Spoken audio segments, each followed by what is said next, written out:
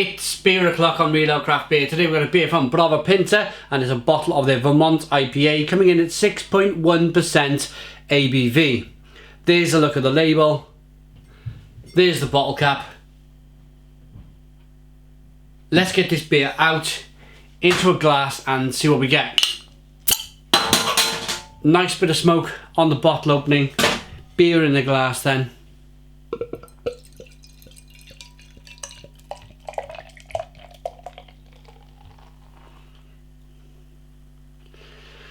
Vermont IPA. We've got a slight haze going on. A 1 to 2 finger white head. Good levels of carbonation. In terms of a Vermont IPA, personally, on a personal level, I think it should be just a little bit more. It should be a little bit more cloudy, I think. But it is slightly cloudy. I mean, there's no absolute bar as to where this should be in terms of cloudiness. It looks very good in the glass. The beer's available from beer52.com. Really excited, as some of you might have seen my video of the Polish craft beer launches in the UK. It's been a big thing. I've been trying to get the Polish craft beer into the UK for years and it's finally happened. It's at beer52.com for the month of June 2018. Check it out in the description box of the video, the link for the website. Aroma.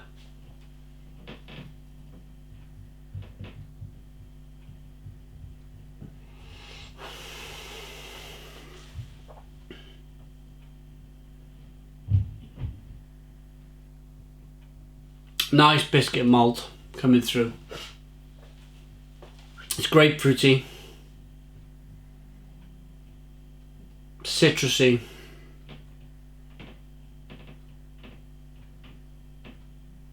piney,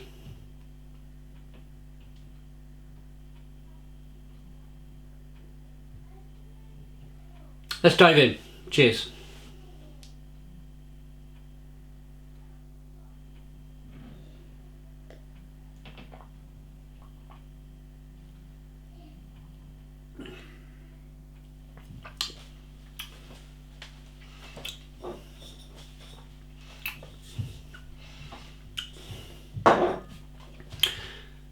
Some nice biscuit malt coming through.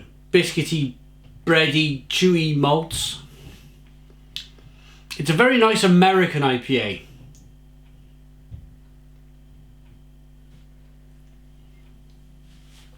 I just reviewed another Vermont IPA about 10 minutes ago. Let me show you the difference in styles. Pinta have called this a Vermont IPA. That's probably what a Vermont IPA generally looks like.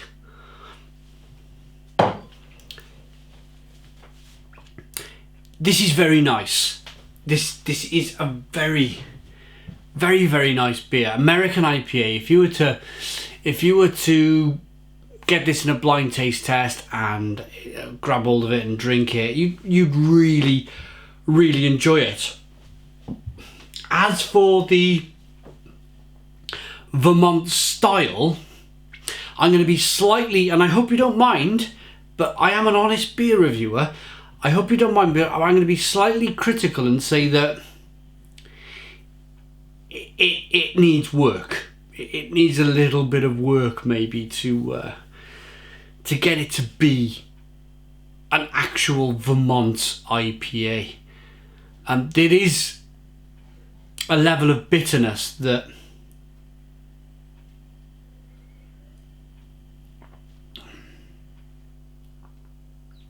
is slightly too high for the style. You can feel it, that kind of American, like West Coast IPA bitterness coming on the back of the palate.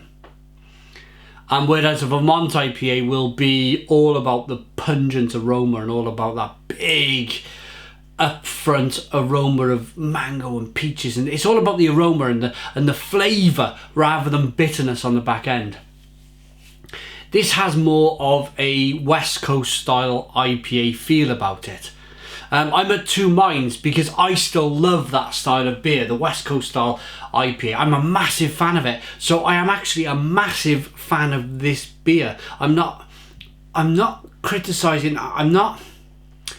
Let's roll back a bit. The beer is fantastic, but it's not quite a Vermont IPA. In fact, when I say not quite, it needs a little bit of work.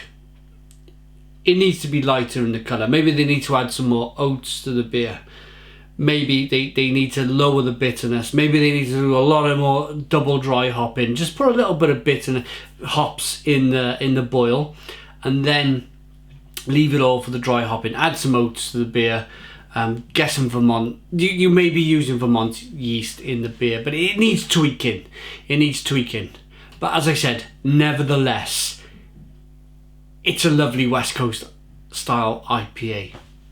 But rating, it's a tough one. It's a tough one. I've actually brewed a collaboration with this brewery. I know Zimmet Fallet, I know him very well. So it's hard for me. It's hard for me, but it's showing my honesty. It's showing my honesty. I have to be honest, otherwise you guys just won't tune in.